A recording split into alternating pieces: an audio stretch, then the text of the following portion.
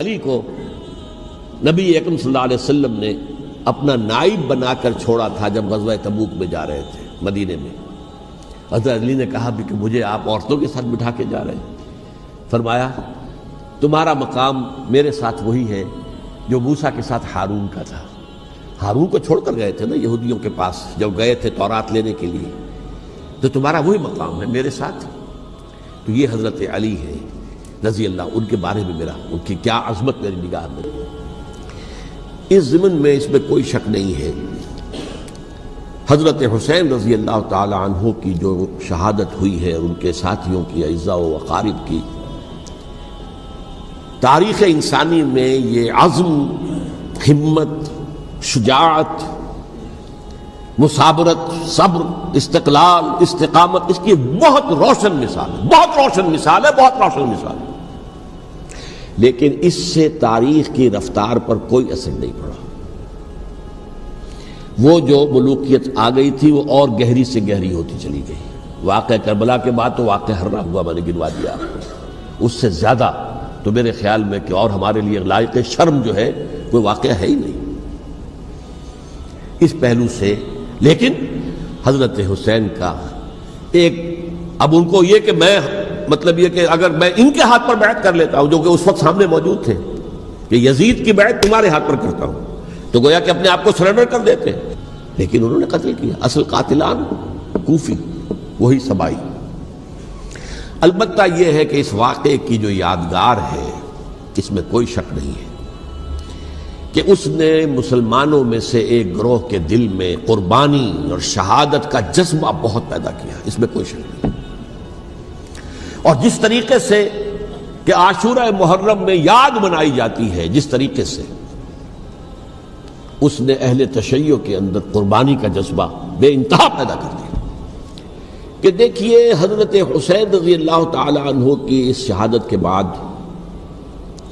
اس کے بعد واقعہ ہررا بھی ہوا جو واقعہ کربلا سے بھی بعض اعتبارات سے زیادہ بھیانک اور زیادہ گھناؤنا واقعہ بنو امیہ کی تاریخ ہے، جس کو لوگ جانتے ہی نہیں۔ مدینہ کے کچھ لوگوں نے بغاوت کی اور انہوں نے اس کے خلاف فوج بھیجی، اور فوج کو جب مدینہ فتح کر لیا 3 دن کے لیے حلال کر دیا، جو چاہو کرو، یہاں جسے چاہو مارو، جسے چاہو لوٹو، جس کا گھر چاہو برباد کرو، جس عورت کو چاہو ریپ کرو۔ اور یہ مدینہ النبی کے اندر ہوا، تو کاٹ کھانے والی ملوکیت کے اندر بہت سے واقعات ہوئے۔ عبداللہ ابن زبیر کھڑے ہوئے، انہوں نے حکومت قائم کی تھی، لیکن یہ کہ وہ تو 6 سال کے لیے کامیاب بھی رہے، ایک حکومت قائم کی، بنو امیہ کے ہاتھ پر بیعت نہیں کی، بالآخر ان کی حکومت بھی ختم ہو گئی۔ پھر حضرت زید کھڑے ہوئے، انہوں نے بغاوت کی، وہ بھی ناکام رہ گئے۔ پھر بنو عباس میں کھڑے ہوئے حضرت نفس زکیہ، حضرت حسن رضی اللہ تعالیٰ عنہ کے اولاد میں سے، وہ بھی ناکام ہو گئے، شہید ہو گئے۔ پھر یہ سمجھ لیا گیا کہ اب یہ جہاں تک 6ٹھی منزل ہے وہ تو دوبارہ تعمیر نہیں ہو سکتی، یہ تو جس کی لاٹھی اس کی بھینس، جس کے پاس طاقت ہوگی اس کی حکومت ہوگی، جس کا قبیلہ زیادہ قوی ہوگا، جس قبیلے میں زیادہ عصبیت ہوگی، مضبوط ہوگا، متحد ہوگا، طاقتور ہوگا، اسی کی حکومت ہوگی۔ البتہ اس کے نیچے لوگوں کے اخلاق کی اصلاح کرو۔ صوفیاء کرام نے وہ کام اپنے ذمہ لیا، اور بالکل وہی کام ہے کہ جو ائمہ اہل بیت کرتے رہے۔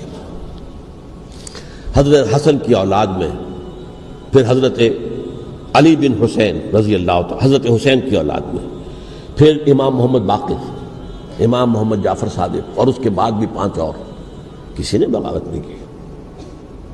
جیسے علماء کرام کام کر رہے تھے اور جیسے صوفیاء کرام کام کر رہے تھے، ایسے ہی وہ مسلمانوں کی علمی تربیت، روحانی تربیت و تزکیہ کر رہے تھے، کسی نے حکومت کو چیلنج نہیں کیا۔ نوٹ کر لیجیے اس بات کو۔ پھر میں نے عرض کیا کہ جہاں تک خلفاء ثلاثہ کی شہادت کا اور شہادت حسین یا سانحہ کربلا رضی اللہ تعالی عنہم اجمعین کا تعلق ہے، اصل میں اس کو نہیں سمجھ سکتے لوگ جب تک کہ ریولوشن اور کاؤنٹر ریولوشن کا فلسفہ سمجھ میں نہ آئے۔ جب کسی ملک میں، کسی خطہ ارضی میں کوئی انقلابی تحریک چل رہی ہوتی ہے، ظاہر بات ہے ابتدا میں تو انقلابی لوگ چند ہوتے ہیں، کمزور ہوتے ہیں، ضعیف ہوتے ہیں، ان سے کوئی خطرہ محسوس نہیں ہوتا، لیکن کشاکش کے دوران ایک وقت آ جاتا ہے کہ پھر جو مخالف انقلاب ہیں وہ یہ سمجھ بیٹھتے ہیں، سمجھ جاتے ہیں کہ اب ہماری پیش نہیں جا رہی، اب ہمارا بس نہیں چلے گا، لہذا سر جھکا دو۔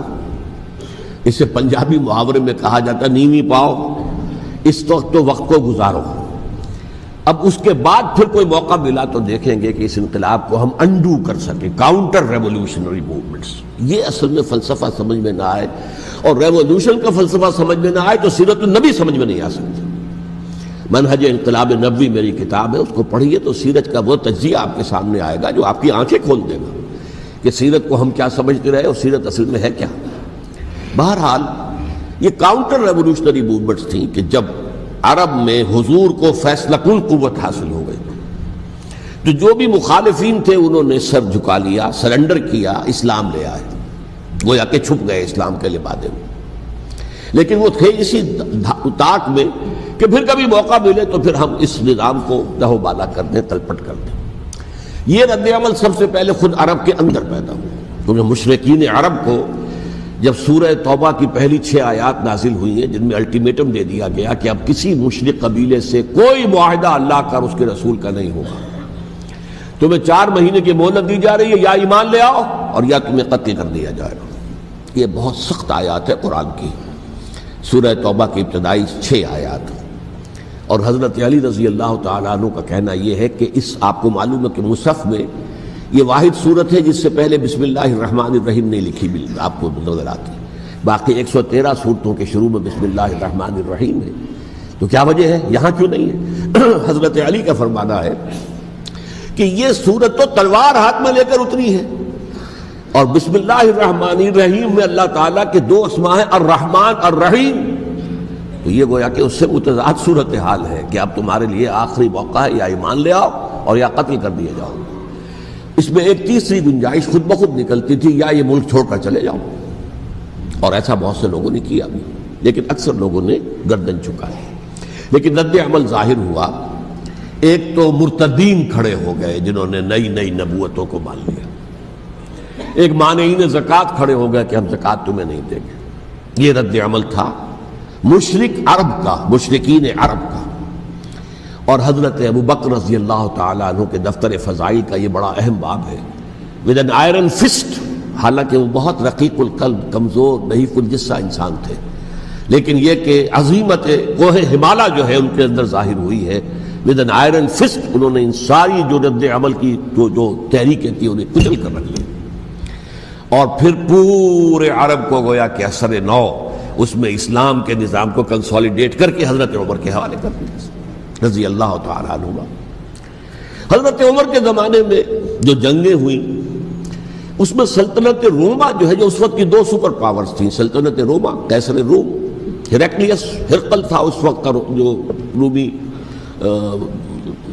جو قیصر روم تھا، حکمران تھا، شہنشاہ تھا، اور دوسری طرف ایرانی مملکت تھی، خسرو پرویز تھا۔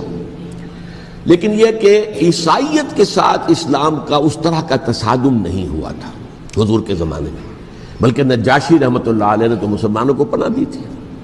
مقوقس پیٹریارک جو تھے اس کے الیگزینڈریا کے، انہوں نے حضور کے جو نامہ مبارک گیا تھا اس کا بہت اکرام کیا، تکریم کی، تحفے بھیجے حضور کی خدمت میں۔ ہرقل نے بھی کوشش کی تھی کسی طریقے سے، جیسے کوئی 250 برس پہلے یا 300 برس پہلے، 300 برس پہلے جیسے کانسٹنٹائن جو ایمپرر تھا روم کا، اس نے عیسائیت قبول کی تھی اور ساری سلطنت عیسائی ہو گئی تھی، لہذا اس کی سلطنت باقی رہی، اس کی حکومت باقی رہی۔ اسی طرح ہم سب مسلمان ہو جائیں، لیکن اس میں وہ ناکام ہو گیا۔ لیکن یہ کہ کوئی اس نے کنفرنٹیشن نہیں کی حضور سے۔ البتہ ایران کا معاملہ یہ تھا کہ اس کے پرخچے اڑ گئے، اس نے حضور کے نامہ مبارک کو چاک کیا تھا، حضور نے فرمایا جب اطلاع ملی کہ اس نے اپنی سلطنت کو چاک کر دیا ہے، اس کے ٹکڑے کر دیے۔ بہرحال وہاں رد عمل شدید تھا، اور ایرانی جان لیجئے کہ ان کے اندر بہت سٹرانگ نیشنلزم ہے، آج بھی ہے سٹرانگ نیشنلزم، لہذا ان کے ہاں رد عمل شدید تھا۔ ان کی تو سلطنت ختم ہو گئی، نسیہ منسیہ ہو گئی، وجود ہی نہیں رہا۔ لہذا وہاں سے جو کاؤنٹر ریولوشن شروع ہوا ہے وہ پھر ہرمزان جو ایک بہت بڑا جرنیل تھا، اس نے بڑی عیاری کے ساتھ اپنی جان بچائی تھی۔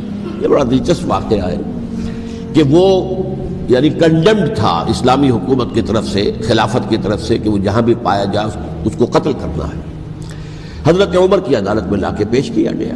حضرت عمر نے کہا یہ واجب القتل ہے، قتل کر دو اس کو۔ اس نے کہا اچھا مجھے ذرا پانی پلا دیجیے۔ حضرت عمر نے فرمایا ٹھیک ہے بھائی پانی لاؤ، پانی دے دو۔ پانی کا کٹورا کہ مجھے پہلے ضمانت دیجیے کہ جب تک میں یہ پانی نہ پی لوں مجھے قتل نہیں کیا جائے گا۔ ہاں ہاں ہمارا وعدہ ہے۔ اس نے وہ کٹورا پھینک دیا پانی کا، کرو مجھے قتل کیسے کرو گے، میں نے وہ پانی تو نہیں پیا۔ اس سے اپنے آپ کو بچایا اس نے۔ بہرحال آپ اختلاف کر سکتے ہیں کہ حضرت عمر کو اس عذر کو قبول نہیں کرنا چاہیے تھا، لیکن بہرحال ان کی اپنی مروت اور شرافت تھی کہ اپنے وعدے کا پاس کیا۔ اس کی سازش سے ابو لولو فیروز اس نے حضرت عمر کو شہید کیا۔ یہ گویا کہ دوسری کاؤنٹر ریولوشنری موومنٹ تھی۔ انہوں نے یہ سمجھا تھا کہ یہ ساری چکی جو چل رہی ہے، جیسے چکی کی ایک کلی ہوتی ہے، وہ کلی جگہ سے ہٹ جائے تو چکی کیسے چلے گی؟ یہی بات حضرت علی نے فرمائی تھی حضرت عمر سے رضی اللہ تعالی عنہما۔ جب شام کے محاذ پر کچھ پسپائی سی ہو رہی تھی تو حضرت عمر نے ارادہ کیا میں خود جاؤں گا محاذ پر اور کمانڈ کروں گا۔ حضرت علی رضی اللہ تعالیٰ عنہ نے فرمایا کہ نہیں امیر المومنین آپ مت جائیں، چکی اسی وقت تک چلتی ہے جب تک کہ کلی گڑی ہوئی، آپ کلی ہیں اس وقت اس نظام کی جس کے گرد یہ اسلام کی چکی گھوم رہی، آپ مت جائیں۔ لہذا حضرت عمر نے ان کی بات مانی، اس قدر صائب مشورہ تھا جو دیا تھا۔ بہرحال انہوں نے یہ سمجھا تھا کہ عمر ہی کے بل پر چل رہا ہے یہ سب کچھ، لہذا عمر کو بیچ سے ہٹا دینے سب بیٹھ جائے گا۔ لیکن ظاہر بات ہے کہ محمد الرسول اللہ کی بنائی ہوئی عمارت صلی اللہ علیہ وسلم اتنی کمزور نہیں تھی۔ اس کے بعد حضرت عمر کے انتقال کے بعد حضرت عثمان کا انتخاب ہوا، اور حضرت عثمان کے بھی 10 سال پہلے جو ہے وہ بالکل حضرت عمر کی جو دور خلافت ہے اس کے بالکل مشابہ ہے، مماثل۔ ہمارے ذہنوں میں یہ تصور بٹھا دیا گیا ہے کہ سارے 12 سال شاید فتنہ ہی فتنہ رہا، فساد ہی فساد رہا، دنگا رہا، لڑائی رہی۔ نہیں، 10 سال پورا امن، اور جس طریقے سے فتوحات کا سیلاب حضرت عمر کے زمانے میں جا رہا تھا اسی طریقے سے حضرت عثمان کے 10 سالوں کے دوران گیا۔ آخری 2 سالوں میں ایک فتنہ اٹھا ہے، یہ فتنہ کیا ہے اس کو سمجھ لیجیے۔ مذاہب کی جو 3 سے کنفرنٹیشن ہوئی تھی، ایک تو یہ کہ مملکتوں میں سے مملکت ہرقل، مملکت روم، مملکت ایران، رومی سلطنت کی 2 ٹانگیں مسلمانوں نے توڑ دی، شمالی افریقہ سے نکال دیا، مغربی ایشیا سے نکال دیا، لیکن یورپ میں وہ قائم تھا، اس کی سلطنت تھی، لیکن ایرانی سلطنت کا بالکل کیا پاچا ہو گیا، ختم ہو گیا۔ اسی طریقے سے 3 مذاہب سے کنفرنٹیشن ہوئی، مشرکین عرب سے، اس کا میں بیان کر چکا ہوں، ان کا پہلا وار حضرت ابوبکر کے عہد خلافت میں ہو گیا۔ دوسرے جو عیسائیوں کا معاملہ تھا ان سے بھی کوئی تصادم نہیں ہوا حضور کے حیات طیبہ کے دوران، لیکن جو یہودیت بطور مذہب، اس کو ظاہر بات ہے کہ اسلام نے اس کو ختم کیا تھا کم سے کم جزیرہ نما عرب سے۔ مدینے میں 3 قبیلے تھے جو اپنی غداری کی وجہ سے اور اپنی صلح کو توڑنے کے جرم کی پاداش میں 2 نکالے گئے، اور تیسرا جو ہے اس کے تمام جو جوان افراد تھے انہیں قتل کیا گیا۔ پھر خیبر پر حملہ کیا گیا اور خیبر کو جو ہے فتح کیا گیا، وہ یہودیوں کا بہت بڑا گڑھ تھا، اور جو مدینے سے نکالے گئے تھے وہ بھی وہیں جا کر مقیم ہو گئے تھے۔ تو اس اعتبار سے، اور پھر یہودی اپنے آپ کو سمجھتے تھے اللہ کی طرف سے دنیا میں جو نمائندہ جو ہے امت وہ ہم ہیں، اب انہیں معزول کر کے امت محمد کو وہاں پر کھڑا کر دیا گیا صلی اللہ علیہ وسلم۔ لہذا وہ بہت زیادہ جو سمجھیے ایگریوڈ، سب سے زیادہ جن کو گزند پہنچا ہے حضور کے دست مبارک سے، وہ یہودی تھے۔ لہذا ان کا جو رد عمل آیا ہے وہ ہے جس کے نتیجے میں حضرت عثمان شہید ہوئے، حضرت علی شہید ہوئے، حضرت حسین شہید۔ اب اس چیز کو اچھی طرح سمجھیے، یہ جو رد عمل ہے یہ ایک شخص کے ذریعے سے آیا، اور اسی لیے بعض لوگ یہ سمجھتے ہیں کہ یہ خامخواہ کی کہانی ہے، کیا ایک آدمی اتنا بڑا کام کر سکتا؟ عبداللہ ابن سبا ایک یہودی جو اسلام کا لبادہ اوڑھ کر حضرت عثمان کے عہد خلافت میں مدینے میں آ گیا، ٹھیک، اس کے بارے میں تو میں بعد میں عرض کروں گا، لیکن ایک شخص کیا کچھ کر سکتا ہے اس کی مثال میں سب دے دوں آپ کو۔ پہلے حضرت مسیح علیہ السلام کے پورے دین کو ایک شخص نے ختم کر دیا، سینٹ پال جسے دنیا جانتی ہے جس کے نام سے، توحید کو تثلیث میں بدل دیا۔ حضرت عیسیٰ علیہ السلام تو توحید کی تلقین کر کے گئے تھے، توحید ختم، تثلیث آ گئی۔ جس میں پہلے باپ ماں اور بیٹا تھے، اس کے بعد باپ بیٹا اور روح القدس ہو گئے، تثلیث۔ نمبر 2، شریعت موسوی کو ساقط کر دیا، لہذا اب پالزم جو ہے، کرسچینٹی نہیں رہی، وہ حضرت عیسیٰ کو کہہ کر گئے تھے کہ شریعت موسوی تم پر لاگو رہے گی، نافذ رہے گی، ساقط کر دیا۔ نمبر 3، اس نے عیسائیت کے دائرہ تبلیغ کو وسیع کر دیا، جنٹائلز یا گوئمز کے اندر بھی، غیر یہودیوں میں، حالانکہ حضرت مسیح کہہ کر گئے تھے کہ تمہیں صرف یہودیوں سے خطاب کرنا ہے اور میں صرف اسرائیل کے گھرانے کی کھوئی ہوئی بھیڑوں کی تلاش میں آیا۔ اب آپ دیکھیے حضرت مسیح کے فوراً بعد اور حضرت مسیح کی زندگی کے دوران جب تک کہ وہ موجود تھے، وہ بدترین دشمن تھا حضرت مسیح علیہ السلام کا۔ بعد میں لبادہ اڑا اور یہ کہ مجھے مکاشفہ ہوا ہے، مکاشفے میں مسیح سے میری ملاقات ہوئی ہے، میں ان پر ایمان لے آیا ہوں، اور پھر اس نے اپنے زہد اور دینداری کا جو بھی فراڈ تھا اس کے نتیجے میں اپنی حیثیت بنا لی، دین مسیحی کو بالکل ختم کر دیا۔ آج کہاں ہے وہ دین مسیحی؟ دی 100 کے مصنف نے بھی صاف لکھا ہے کہ جب تک حضرت مسیح دنیا کے اندر موجود تھے، عیسائیت کی حیثیت یہودیت نے ایک فرقے سے زیادہ نہیں تھی، یہودیوں کا ایک فرقہ، ایک جماعت، بس۔ یہ سینٹ پال ہے جس نے اسے ایک مستقل مذہب کی حیثیت اختیار کی ہے، تو اٹ شوڈ بی کالڈ پالزم، اور یہ ایک آدمی کا کارنامہ۔ اسی طریقے سے یہ تو ہو گیا حضرت مسیح کے فوراً بعد، رفع سماوی کے فوراً بعد۔ 1500 برس کے بعد ایک تحریک چلی ہے یورپ کے اندر، اصلاح مذہب، اور اس کی پشت پر بھی یہودی ذہن تھا۔ یہودی ذہن نے عیسائیت کو 2 حصوں میں تقسیم کر دیا، کیتھولک اینڈ پروٹیسٹنٹس، اور پروٹیسٹنٹس کو اپنا اعلی کار بنایا۔ یہ ایک علیحدہ مضمون ہے جس پر میں تفصیل میں نہیں جانا چاہتا، میری کتاب بھی موجود ہے اس موضوع پر، سابقہ اور موجودہ مسلمان امتوں کا ماضی، حال و مستقبل، اس میں نے تفصیل بیان کی ہے۔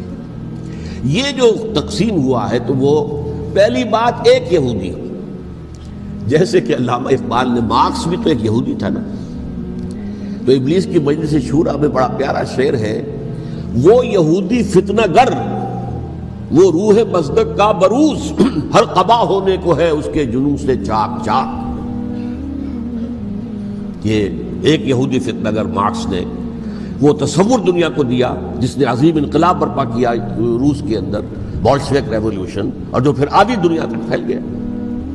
آج سے 50 سال پہلے امریکہ کانپتا تھا، روس کے سامنے کھڑا ہوا کانپ رہا تھا، اس لیے کہ روس سائنٹیفک ترقی میں امریکہ سے بہت آگے تھا، اس کے ایسٹروناٹس پہلے گئے ہیں خلا کے اندر، امریکہ تو بہت پیچھے تھا۔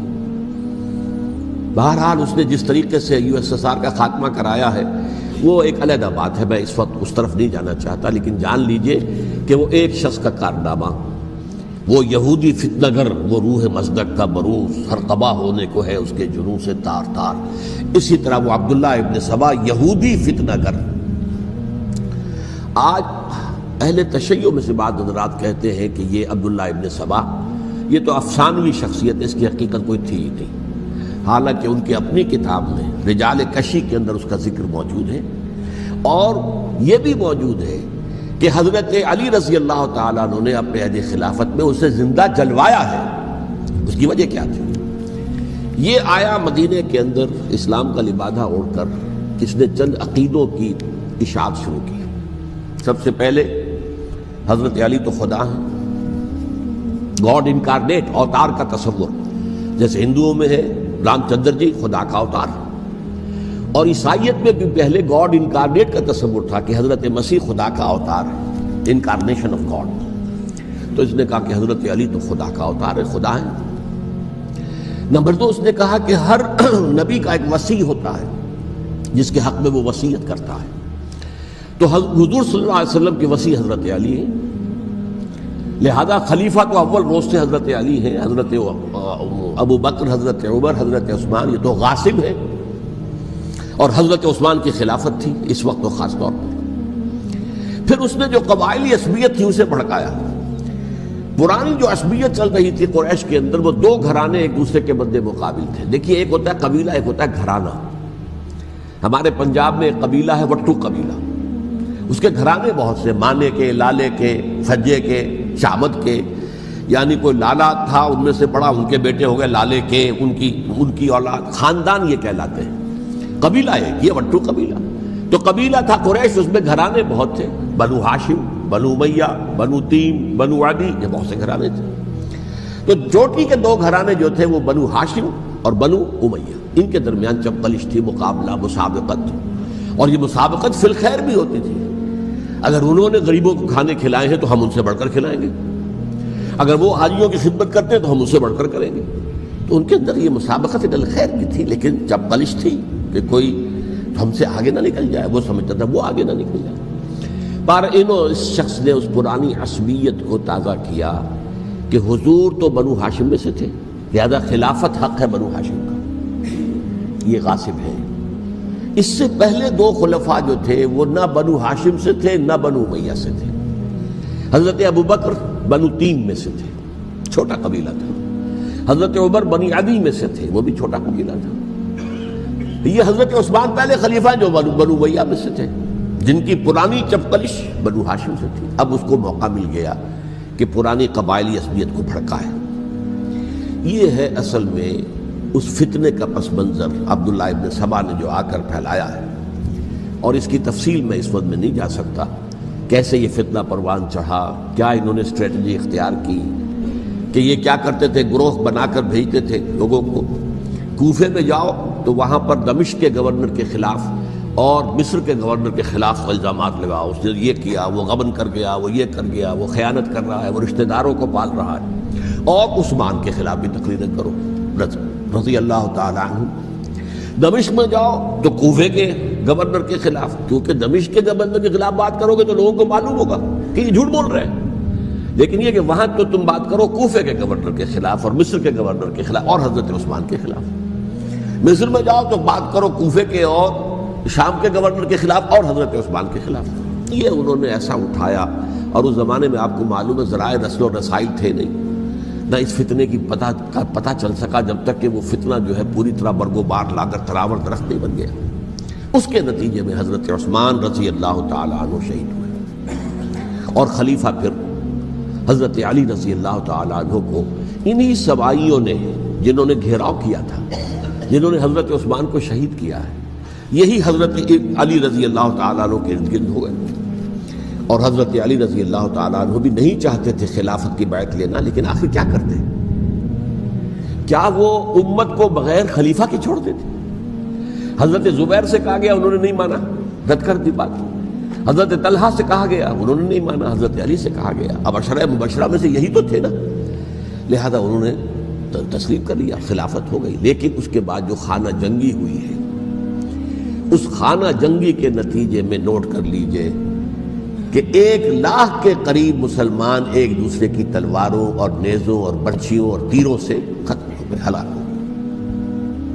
یہ ہماری تاریخ کا تاریک ترین باب ہے۔ 5 سال، 4.5 سال حضرت علی کی خلافت کے، اور 6 مہینے حضرت حسن کی خلافت کے رضی اللہ تعالی عنہ۔ اس سے کیا ہوا کہ ایک طرف تو اسلام کی جو توسیع ہو رہی تھی، تھمتا نہ تھا کسی سے سیل رواں ہمارا، وہ سیلاب رک گیا، انٹرنل سیبوٹاج ہو گئی نا، اب تو اندر ہی آپس ہی میں اگر دست و گریبان ہو گئے تو باہر اب کیا توسیع کرتے ہیں، وہ توسیع کا عمل رک گیا۔ اور یوں سمجھیے کہ جیسے ٹرک اگر کبھی چل رہا ہو، بھرا ہوا ہو، لوڈڈ، اور وہ چڑھائی چڑھ رہا ہو، تو اگر کہیں موشن ٹوٹ جائے، ٹرک کو رکنا پڑے، تو ڈرائیور کے جان پر بن جاتی ہے، اس لیے کہ اس کو دوبارہ سٹارٹ کرنا، اور جبکہ وہ چڑھائی پر ہے، انکلائن پر ہے، آسان کام نہیں ہوتا، خطرہ ہوتا ہے وہ پیچھے جو ہے وہ نہ جائے۔ اور پہاڑی علاقوں میں آپ کو معلوم ہے ذرا پیچھے چلے جانے کا مطلب جو ہے بہت خطرناک جو ہے نتیجہ نکل سکتا ہے۔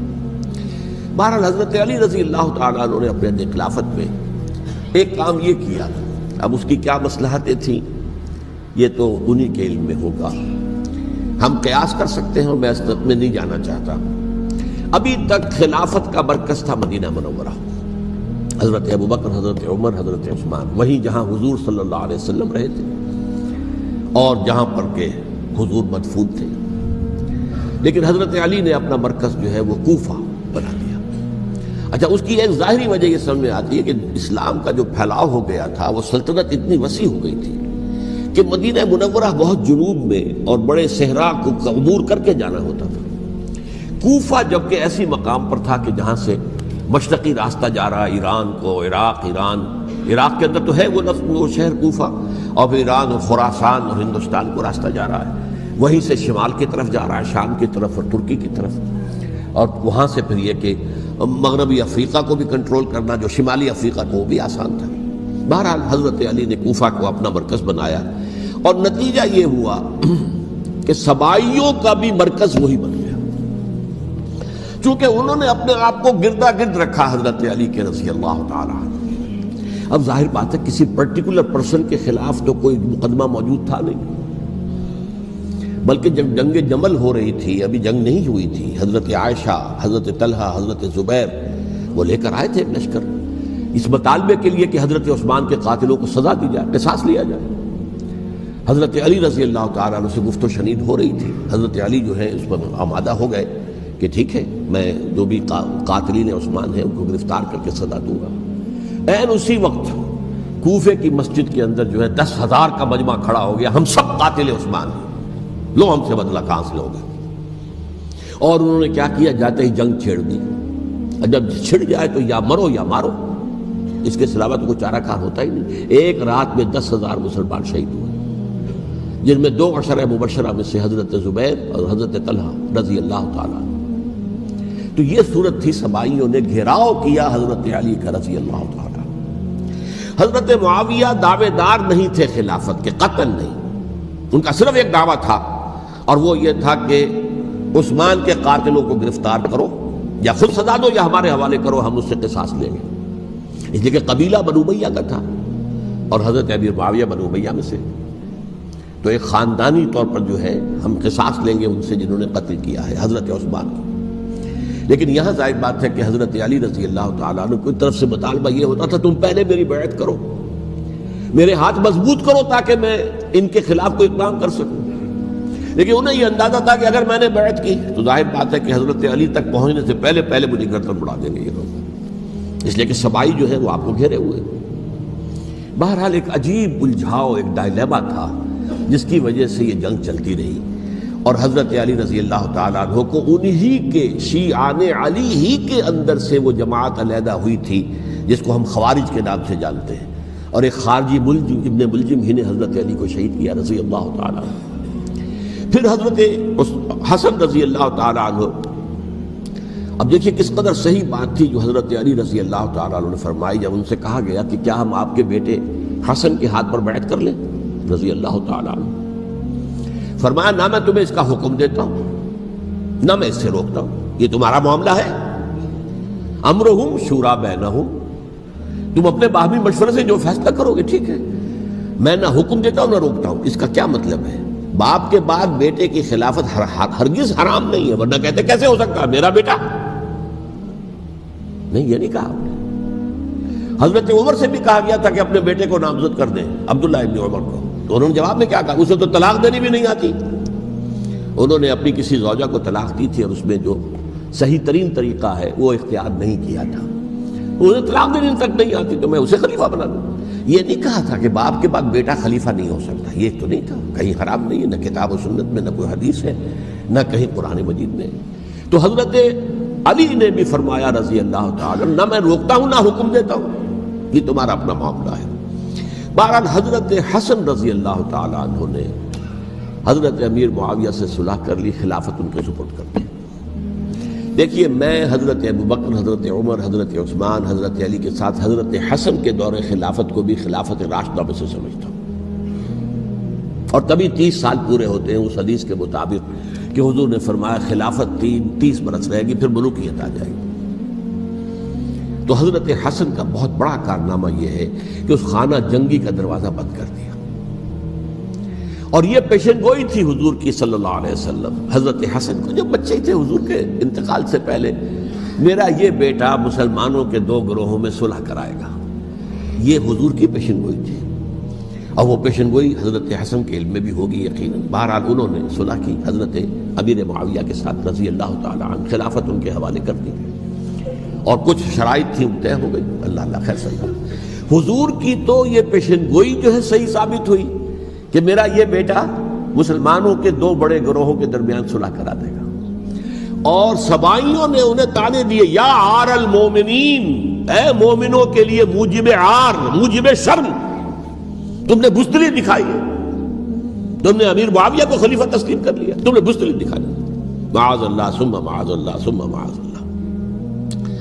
اب میں کچھ باتیں حضرت امیر معاویہ کے بارے میں کہنا چاہتا ہوں، اس لیے کہ وہاں اس میں میں نے حضرت معاویہ کے بارے میں یہ تو بہت شدت کے ساتھ کہا تھا، اور میں اب بھی اس پر قائم ہوں اور پوری طریقے سے قائم ہوں۔ میرا مستقل موقف یہی ہے کہ حضرت معاویہ رضی اللہ تعالیٰ عنہ کے دور خلافت کو ہم خلافت راشدہ میں شامل نہیں سمجھتے، اہل سنت میں سے کوئی بھی نہیں سمجھتا، لیکن اس کے ساتھ میں نے حضرت امیر معاویہ کے کچھ مناقب بھی بیان کیے تھے تاکہ پلڑا جو ہے ترازو کا اس کے دونوں پلڑے سامنے آ جائیں۔ لیکن یہ کہ وہ حصہ میرے اس بیان کا نکال دیا گیا، ختم کر دیا گیا۔ یہ میں نہیں جانتا کہ اس میں کیا مصلحت دیکھی گئی ہے، اس میں تو کسی کے لیے کوئی معاملہ ایسا نہیں تھا کسی کے جذبات کو جو ہے وہ ٹھیس پہنچانے والا، کیونکہ میں نے کہا وہ خلیفہ راشد نہیں تھے، صاف میں نے کہا، بلکہ وہ دور ملوکیت کا آغاز ان سے ہو گیا ہے۔ بلکہ جب ایک صاحب نے یہ کہا کہ کربلا کے بعد سے دور ملوکیت آ رہی تھی، تو میں نے کہا نہیں جناب، دور ملوکیت تو 20 سال پہلے پوری ہو چکی تھی، شروع ہو چکی تھی۔ حضرت امیر معاویہ کے بھی 20 سال جو ہے وہ دور ملوکیت میں شمار ہیں۔ انہیں کسری العرب بھی کہا گیا، عرب کے کسریٰ، جو شہنشاہ ایران کا خطاب تھا، حضرت معاویہ رضی اللہ تعالیٰ عنہ کو کسری العرب کہا گیا، عرب کا کسریٰ یہ۔ لیکن دوسری طرف یہ ہے کہ وہ صحابی رسول ہیں رضی اللہ تعالیٰ، حضور کے برادر نسبتی بھی ہیں، حضور کے سالے ہیں، ان کی ہمشیرہ ام حبیبہ حضور کی زوجہ محترمہ ہیں، ام المومنین ہیں ام حبیبہ رضی اللہ تعالیٰ عنہ۔ پھر کس قدر معتمد علیہ تھے حضور کے کہ کاتبان وحی میں شامل تھے، وحی کی کتابت کرنے والے چند لوگ تھے جنہیں کہ حضور کہتے تھے کہ اب یہ آیت لکھ لو، ان میں سے ایک امیر معاویہ بھی رضی اللہ تعالیٰ۔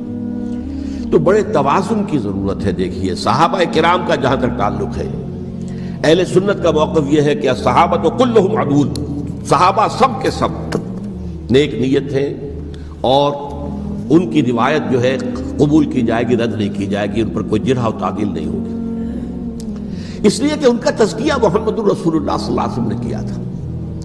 لہٰذا یہ تو ہو سکتا ہے کہ کسی صحابی سے کوئی خطا ہو جائے، لیکن وہ خطا اجتہادی ہوگی، نیت کی خطا نہیں ہوگی، نیت کی غلطی نہیں ہوگی۔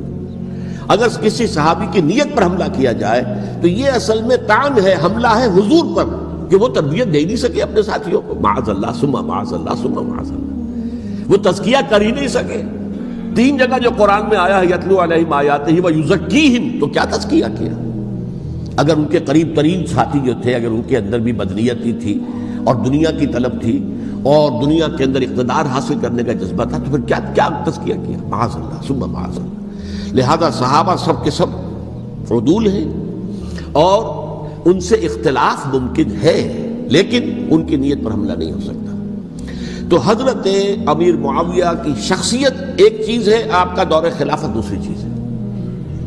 شخصیت کے اعتبار سے صحابی رسول ہیں، برادر نسبتی ہیں حضور کے صلی اللہ علیہ وسلم، اور پھر یہ کہ اس قدر معتمد علیہ ہے صحابہ میں سے کہ وہ کاتبان وحی، یہ عام آدمی کے کرنے کا کام نہیں تھا جو وحی کی کتابت کرے، اللہ کے کلام کی۔ البتہ یہ ہے کہ جیسا کہ میں نے عرض کیا، ان کا دور خلافت راشدہ نہیں ہے، وہ ملوکیت کا دور ہے۔ یہ میں نے جیسا کہ عرض کیا، میں نے ایک صاحب نے جب یہ کہا کہ ملوکیت شروع ہو رہی تھی، میں نے کہا شروع نہیں ہو رہی تھی، ملوکیت تو 20 سال پہلے شروع ہو چکی تھی۔ اسی طریقے سے ایک صاحب نے کہا تھا کہ اسلام کو قائم کرنے کے لیے حضرت حسین میدان میں آئے، میں نے کہا یہ بھی غلط ہے، اسلام تو 60 سال پہلے قائم ہو چکا تھا، نبی اکرم صلی اللہ علیہ وسلم کے دست مبارک سے اسلام قائم ہو گیا، جاء الحق وزهق الباطل ان الباطل کان زهوقا، پھر 30 برس تک وہ کامل شکل کے اندر قائم رہا۔ تو اسلام جو ہے وہ جو ہے در حقیقت اب قائم کرنے والی بات نہیں تھی، البتہ اس کے اندر زوال شروع ہو گیا تھا، اس زوال کے عمل کو روکنے کے لیے حضرت حسین میدان میں آئے۔ تو یہ ایک چیز کو صحیح تاریخی پرسپیکٹو میں رکھنا، تو جس طرح سے دین کو قائم کرنے کے لیے دیکھیے قائم تو کیا محمد رسول اللہ صلی اللہ علیہ وسلم والذین معہ رضی اللہ تعالیٰ عنہ، انہوں نے کیا تھا۔ ہاں اب جو ہے وہ اپنی اس شاندار حیثیت سے نیچے گرنے لگا تھا، وہ میں بعد میں عرض کروں گا کہ میں نے اس سے کیا عرض کیا تھا کہ یہ اس زوال کو روکنے کے لیے کسی طریقے سے یہ اپنی اصل حقیقت پہ قائم رہے، یہ حضرت حسین رضی اللہ تعالیٰ عنہ کی سعی تھی۔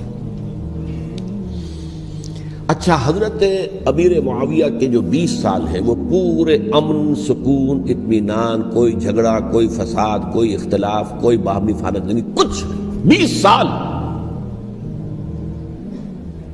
یہ بھی تاریخ کی بڑی چشم کشا حقیقت ہے جو عام طور پر لوگوں کے علم میں نہیں ہے۔ سبائی بھی دبکے رہے، حضرت امیر معاویہ کی حکومت اتنی مضبوط تھی، کنٹرول، کہ ان کو کچھ سر اٹھانے کا موقع نہیں ملا۔ موجود تھے، دبکے رہے، جیسا کہ میں نے کہا ریولوشن کے آخری مرحلے پر آ کر جو مخالفین ہیں وہ دب جاتے ہیں کہ پھر دیکھیں گے موقع ملے گا تو پھر لیں گے ان سے حساب کتاب۔ 20 سال رہے ہیں پورے امن کے۔ 10 سال کے بعد یعنی درمیان میں ہے حضرت امیر معاویہ کا عہد خلافت۔ ایک صحابی جو کہ بزرگ صحابہ میں سے ہیں، مغیرہ ابن شعبہ رضی اللہ تعالی عنہ، وہ آتے ہیں اور وہ کہتے ہیں کہ دیکھیے امیر المومنین، کتنی بڑی خانہ جنگی رہی تھی مسلمانوں کی آپس میں، اور اب بھی اگر آپ کسی کو نامزد کیے بغیر چھوڑ گئے امت کو تو پھر خانہ جنگی ہو جائے۔ 1 لاکھ اس وقت جو ہے وہ ہلاک ہوئے تھے، نہ معلوم اب کتنے ہلاک۔ لہٰذا آپ اپنی زندگی ہی میں نامزد کر دیجئے کسی کو خلیفہ، ولی عہد بنا دیجئے۔ حضرت امیر معاویہ نے ابتداءً جو ہے انکار کیا نہیں، لیکن ان کے دلائل ایسے تھے وزنی، اور میں سمجھتا ہوں کہ وہ بات صحیح تھی جو مغیرہ ابن شعبہ نے کہی، اس لیے کہ اب صحابہ کرام میں سے جو کبار صحابہ تھے وہ تو سب دنیا سے رخصت ہو چکے تھے۔ اب تو یا صغار صحابہ رہ گئے تھے جو حضور کے زمانے میں بچے تھے، حضرت حسن، حضرت حسین، عبداللہ ابن زبیر، یہ بچے ہی تھے نا، یا تو وہ تھے، اور یا بالکل نو مسلم تھے، اور نو مسلموں میں بڑی تعداد وہ تھی جو ایرانیوں کی تھی، شامیوں کی تھی، ادھر کی تھی، ادھر کی تھی، تو ان کو تو ظاہر بات ہے کہ تربیت نبوی سے کیا خلافت راشدہ سے بھی اکثر و بیشتر کو کوئی حصہ ملا ہی نہیں تھا۔ تو اس صورت میں اب وہ اعلیٰ ترین معیار پر حکومت کے نظام کو قائم کرنا ممکن نہیں ہے۔ کوئی قبائلی عصبیت جب تک حکومت کی پشت پر نہیں ہوگی، حکومت مستحکم نہیں ہوگی۔ یہ گویا کہ ایک جس کو کہتے ہیں کہ حقیقت بینی، واقعیت پسندی، ایک آئیڈیالزم ہے اور ایک ریئلزم ہے کہ آپ فیکٹس آن دی گراؤنڈ کو غور کریں، سوچیں اس کے اوپر اور پھر کوئی فیصلہ کریں۔ اس اعتبار سے پھر حضرت امیر معاویہ نے بات مان لی اور بیعت لے لی لوگوں سے حضرت یزید کے لیے کہ یہ خلیفہ ہو گئے میرے بعد، اس کو ولی عہدی کہتے ہیں۔ اچھا، اس وقت 5 افراد ایسے تھے کہ جنہوں نے اس سے اختلاف کیا۔ یہ بات بہت اہم ہے۔ میرا کتابچہ ہے سانحہ کربلا، اس کے کچھ نسخے آج یہاں ہوں گے، آپ لوگ پڑھیے اسے غور سے اور پھیلائیے تاکہ حقیقت سامنے آئے۔ 5 افراد کون تھے جو ہونے چاہیے؟ ابو بکر فوت ہو گئے، ان کے بیٹے عبد الرحمن ابن ابی بکر۔ عمر فوت ہو گئے، ان کے بیٹے عبداللہ ابن عمر۔ عباس فوت ہو گئے، ان کے بیٹے عبداللہ ابن عباس۔ زبیر فوت ہو گئے، ان کے بیٹے عبداللہ ابن زبیر۔ اور حضرت حسن جو ہے ان کا انتقال ہو چکا تھا، حضرت علی کے بیٹے حضرت حسین رضی اللہ تعالی عنہ اجمعین۔ حضرت حسن کے بارے میں ایک فریق کا کہنا یہ ہے کہ انہیں زہر دے کر ہلاک کیا گیا، اہل تشیع کا قول یہ ہے، جبکہ اہل سنت کہتے ہیں کہ نہیں، وہ اپنی جو بھی طبی وہ موت تھی اس سے ان کی وفات۔ لیکن میں اس میں نہیں جانا چاہتا، اس لیے کہ یہ مائکرو ہسٹری جو ہے نا، وہ تو ایک ایک واقعے کے لیے ادھر کی روایات کیا، ادھر کی کیا ہیں، ان کے پاس کیا دلائل، یہ تو کسی ریسرچ اسکالر کا موضوع ہے، میرا موضوع نہیں ہے۔ لیکن بہرحال یہ 5 حضرات تھے جنہوں نے ولی عہدی کی بیعت نہیں کی، لیکن حضرت معاویہ اتنے حلیم الطبع انسان تھے، انہوں نے جبر نہیں کیا، کوئی تشدد نہیں کیا۔ ٹھیک ہے، ولی عہدی کی بیعت نہیں کر رہے، کوئی بات نہیں، میری بیعت تو کی ہوئی ہے نا، ابھی تو میں زندہ ہوں، بات ختم ہو گئی، میری بیعت کو تو نہیں توڑا انہوں نے، فسخ بیعت نہیں کی۔ اس اعتبار سے انہوں نے نہ کوئی تشدد کیا، نہ جبر کیا، نہ کوئی مواخذہ کیا۔ لیکن جب امیر معاویہ کا انتقال ہو گیا، اب ولی عہدی کی بجائے وہ اب خلافت کی بیعت ہوئی، سب لوگوں نے بیعت کر لی۔ ان 5 میں سے ایک فوت ہو چکے تھے، حضرت عبد الرحمن ابن ابی بکر فوت ہو چکے رضی اللہ تعالی۔ 4 تھے، ان 4 میں ایک اختلاف ہوا۔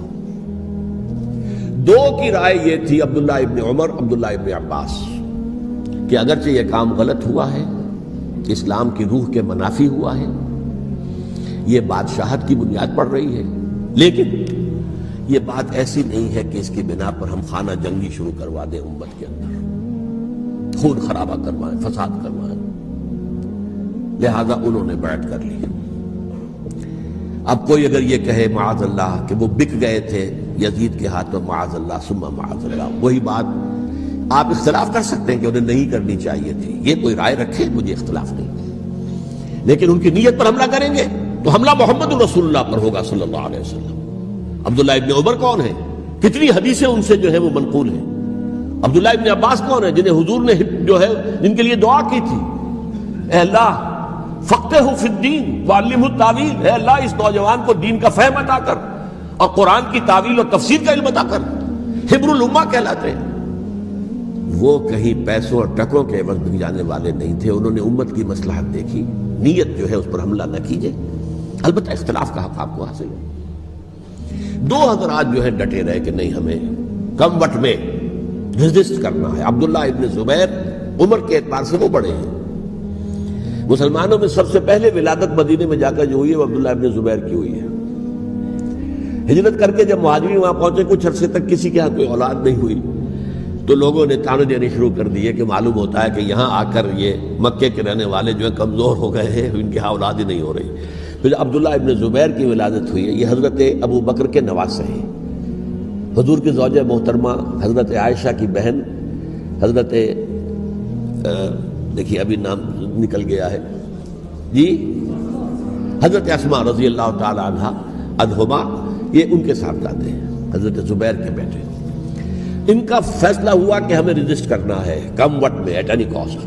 حضرت حسین ابن علی رضی اللہ تعالی عنہما کا بھی فیصلہ ہوا کہ ہمیں رجسٹ کرنا ہے کم وٹ میں۔ البتہ ان میں بھی ایک اختلاف ہو گیا، یعنی یہ دو تو جڑے رہے، ان دو میں اختلاف ہو گیا۔ عبداللہ ابن زبیر کا کہنا یہ تھا کہ ہمیں حجاز میں رہنا چاہیے، یہ سرزمین ہے جس میں نبوت کی برکات سب سے زیادہ ہیں، یہاں ہم مضبوط قلعے کے اندر ہیں، ہمیں یہاں سے جو ہے رجسٹ کرنا چاہیے اور ختم کرنا چاہیے اس نظام کے اندر جو خرابی آ گئی ہے اس کو۔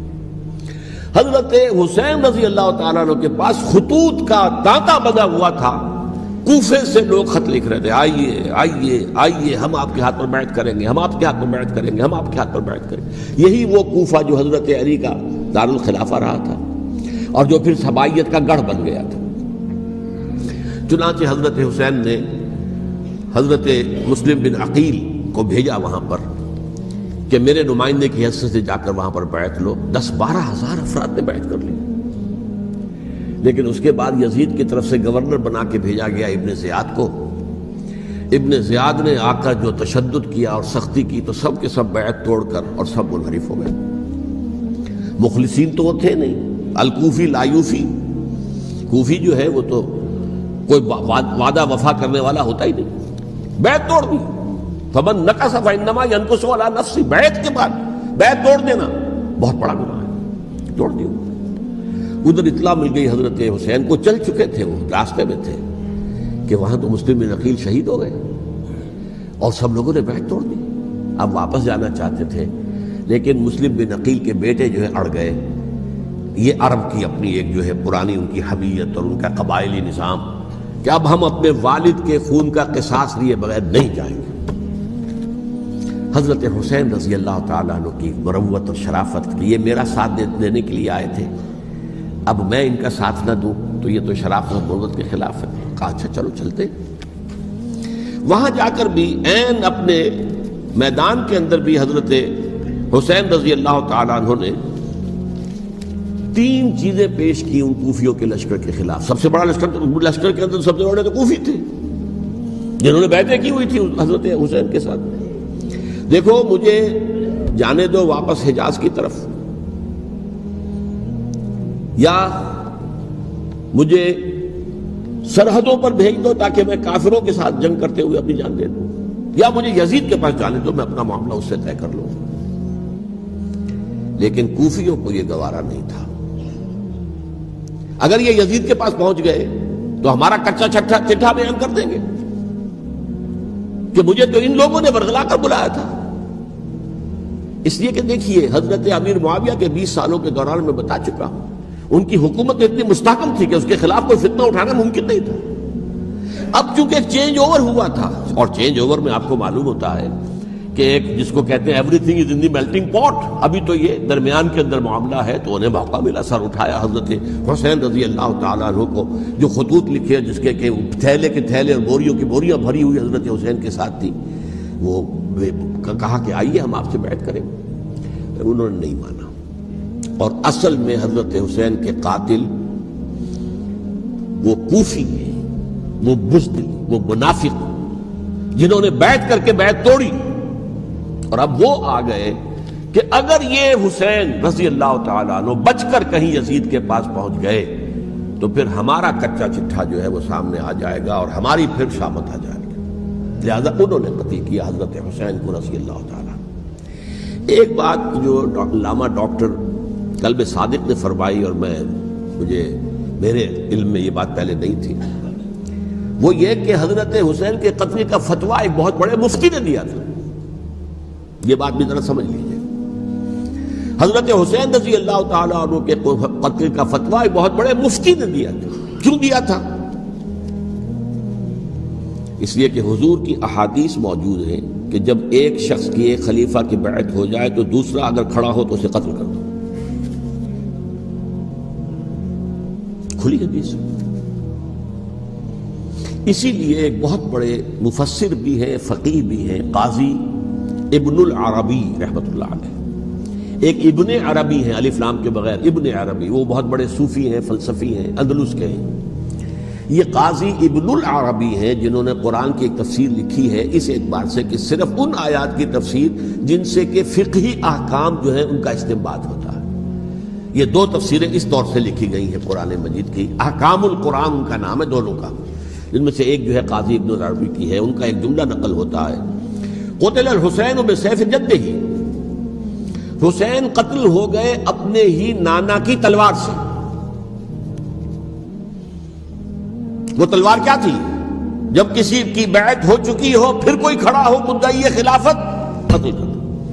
میرے نزدیک حضرت حسین مدعی خلافت نہیں تھے، یہ بات اس وقت سامنے لوگوں کے نہیں آئی، بلکہ حکومت نے یہ باور کرا دیا کہ یہ تو باغی ہے، یہ مدعی ہے خلافت کے۔ انہوں نے تو دعویٰ نہیں کیا خلافت کا، وہ تو صرف اس عمل کو روکنے کے لیے میدان میں آئے تھے۔ اور اس بات کو اچھی طرح سمجھ لیجئے کہ اس وقت تک یہ جو تصور آج ہمارے پاس ہے کہ ریاست علیحدہ ہے، حکومت علیحدہ ہے، state of Pakistan, we are loyal to the state of Pakistan, ہم ریاست پاکستان کے وفادار ہیں، گورنمنٹ آف پاکستان کے وفادار نہیں ہیں، we are not loyal to the government. Government تو کبھی بے نظیر کی تھی، ہم اس کے خلاف تحریک چلا رہے تھے، یا کبھی کسی اور کی تھی اس کے خلاف تحریک چل رہی ہے، یا کبھی ضیاء الحق کی تھی اس کے خلاف تحریک چل رہی ہے۔ گورنمنٹ کو بدلنا تو عوام کا حق ہے، آج، اس وقت نہیں تھا، اس وقت ریاست اور حکومت کا کوئی فرق نہیں تھا، لہذا جو حکومت سے اختلاف کرے گویا کہ باغی ہے۔ یہ ہے اصل میں وہ پیچیدہ مسئلہ کہ کیوں کسی مفتی نے فتویٰ دے دیا، اس لیے کہ اس وقت تک ریاست اور حکومت کا فرق واضح نہیں تھا دنیا پر۔ یہ تو ابھی کوئی 100-150 سال کی بات ہے کہ آج ہمارا جو پولیٹیکل سائنس کا ایولیوشن ہوا ہے وہ اسٹیج تک پہنچ گیا ہے کہ اسٹیٹ علیحدہ ہے، حکومت علیحدہ ہے۔ حکومت تو اسٹیٹ کے 3 آرگنز میں سے ایک آرگن ہے، ایڈمنسٹریشن حکومت کی ہے، جوڈیشری ہے اور لیجسلیچر ہے، 3 آرگنز ہیں بڑے بڑے، ان میں سے ایک ہے۔ تو حکومت کو بدلنا تو عوام کا حق ہے، چاہے وہ ووٹ کے ذریعے بدلے، چاہے ایجیٹیشن، اگر پرامن ایجیٹیشن ہے اس سے حکومت کو بدلنے کا حق حاصل ہے دستوری طور پر ہر اعتبار سے۔ اس وقت یہ نہیں تھا، لہذا صورتحال یہ بن گئی کہ حکومت وقت نے باور کرا دیا مسلمانوں کو، ورنہ سوچئے نواسۂ رسول کو قتل کرنا کوئی آسان کام تھا؟ آخر سب کلمہ گو تھے کہ نہیں تھے؟ کلمہ گو تو تھے نا، اور حضور سے عقیدت اور محبت میں کمی، لیکن یہ کہ فتویٰ اگر ایک بہت بڑے مفتی کا، جو کہ حضرت علامہ ڈاکٹر قلب صادق صاحب نے فرمایا، مجھے اس مفتی کا نام بھی معلوم نہیں، کہ ایک مفتی ہی کا فتویٰ تھا وہ، جس کے بنا پر اب ان لوگوں نے حضرت حسین کو قتل کیا، اور یہی وجہ ہے کہ انہوں نے پھر خیموں کو بھی آگ لگا دی۔ وائی؟ حالانکہ دیکھیے اگر دشمنی کا انتقام ہوتا تو حضرت علی بن حسین جو بیمار تھے، جو بعد میں زین العابدین رحمت اللہ علیہ کے نام سے پھر یہ اہل تشیع کے چوتھے امام معصوم ہیں، حضرت علی، حضرت حسن، حضرت حسین، اور پھر حضرت علی بن حسین زین العابدین رحمت اللہ علیہ، کیا ان کو بھی قتل کرتے تھے؟ حضرت حسین کی نسل ہی ختم ہو جاتی، لیکن نہیں کیا۔ آگ کیوں لگائی؟ آگ اس لیے لگائی کہ وہ جو ڈاکومنٹری پروف ہے ہماری غداری کا یزید کے خلاف حضرت حسین کو جو ہم نے دعوت دی، وہ جو ڈاکومنٹری پروف خطوط کی شکل میں موجود ہے وہ ختم ہو جائے، ڈسٹرائے ہو جائے۔ اس کے لیے انہوں نے خیموں میں آگ لگائی۔ بہرحال یہ ہے تاریخی پس منظر، یہ اسی سبائی فتنے کا تسلسل ہے جس نے سب سے پہلے حضرت عثمان کی جان لی رضی اللہ تعالیٰ عنہ۔ 5 سال تک مسلمانوں میں خانہ جنگی رکھی، حضرت علی کو پھر شہید کیا، اور اس کے بعد جو ہے 20 سال حضرت امیر معاویہ کے تو سر نہیں اٹھا سکے، لیکن پھر جب ایک چینج اوور ہو رہا تھا تو اس وقت انہوں نے موقع غنیمت سمجھا کہ اب کھڑے ہو جاؤ اور اب دوبارہ ایک فتنہ جو ہے اس کو امت کے اندر پیدا کر دو۔ اچھا، اس معاملے میں ایک بات جو میں نے وہاں کہی کہ ہمارے ہاں شاعرانہ جو مبالغہ آمیزی ہے، یہ میری گفتگو کا حصہ انہوں نے حذف کر دیا ہے، اور میں نے ایک سنی شاعر، بہت بڑے عالم، جن کے حوالے سے آج بھی میری تقریر ہوگی خالق جناح ہال میں، مولانا محمد علی جوہر کے ایک شعر کے حوالے سے کہا کہ قتل حسین اصل میں مرگ یزید ہے، اسلام زندہ ہوتا ہے ہر کربلا کے بعد۔ میں نے کہا بالکل محمل شعر ہے، اسلام مرا ہی نہیں تھا، زندہ ہونے کا کیا سوال؟ اور اگر کسی درجے میں مزمحل یا زخمی ہوا تھا تو وہ تو رہا، کربلا کے بعد بھی رہا، یزید کی حکومت بھی رہی، بنو امیہ کی حکومت بھی چلی، کوئی تبدیلی تو نہیں آئی۔ یہ کیا کہہ رہے ہیں؟ اسلام زندہ ہوتا ہے کربلا کے بعد؟ میں نے کہا اسلام مرا نہیں تھا۔ جیسے میں نے یہ کہا کہ ملوکیت جو ہے وہ اب شروع نہیں ہوئی، ملوکیت تو 20 برس پہلے شروع ہو چکی تھی حضرت امیر معاویہ کے، لیکن ظاہر بات ہے کہ حضرت حسن نے، حضرت حسین نے اس کو قبول کیا، اور حضرت حسین نے تو پھر 10 سال تک ولی عہدی جو تھی چاہے بیعت نہیں کی، لیکن اس کے خلاف میدان میں آ کر چیلنج تو نہیں کیا۔ اس اعتبار سے یہ معاملہ جو ہے اسلام زندہ ہوتا ہے کربلا کے بعد، یہ بے تکی بات ہے۔ ہاں، حضرت شاہ اسماعیل شہید رحمت اللہ علیہ کی اگر میں تشبیہ کو، تمثیل کو سامنے رکھوں تو اسلام کی عمارت 6 منزلہ ہے، 6ٹھی منزل ٹاپ کی وہ گر گئی، 5 منزلیں انٹیکٹ تھیں، اسلام مرا نہیں تھا۔ عدالت میں شریعت کے مطابق فیصلے ہو رہے تھے، قاضی تھے، مفتی تھے، شریعت نافذ تھی، اسلام کہاں مرا تھا؟ جبکہ خود کہہ رہے ہیں علامہ کلب صادق کے ایک مفتی کے فتوے سے ہی حضرت حسین کو قتل کیا گیا۔ اب وہ مفتی کی